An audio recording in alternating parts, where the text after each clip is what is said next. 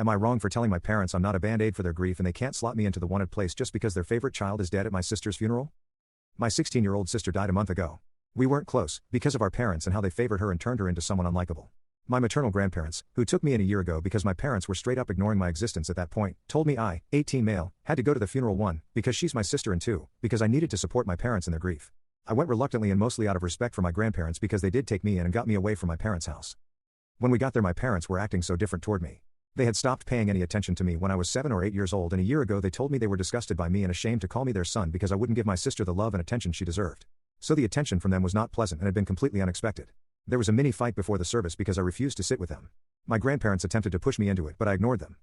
Once the service was over, my parents were trying to cling on to me and hug me, and I haven't been hugged by them in 10 or more years. It frustrated me and I told them to stop and tried to shake them off. My grandparents were telling me to calm down, and my parents said they needed me and we all needed to grieve my sister together. I told them I wasn't a band-aid for their grief now that she's gone, and I said they didn't get to slot me into the wanted child place just because their favorite child is dead. I told them I never should have come and I didn't want their fake BS. My grandparents lost their shit with me and kicked me out for saying what I did. My paternal grandparents, who live in another state, offered to let me move in with them, so I made my way to them. I hadn't graduated yet, but that got up in the process, so I'm not finishing high school like I was supposed to. But I did get closer to grandparents who not only saw how badly I had been treated before but spoke up and were pushed out for saying anything to my parents. There have been lots of calls and texts from my maternal grandparents, so I had to block them like I had my parents when I first moved in with them. But they want me to be ashamed of my words at the funeral and want me to apologize and make peace and forgive my parents and make up for my evil ways, their way to describe it, at the funeral. My paternal grandparents said my maternal ones always coddled and babied mom, and it was no surprise they do it even now. But AITA for what I said?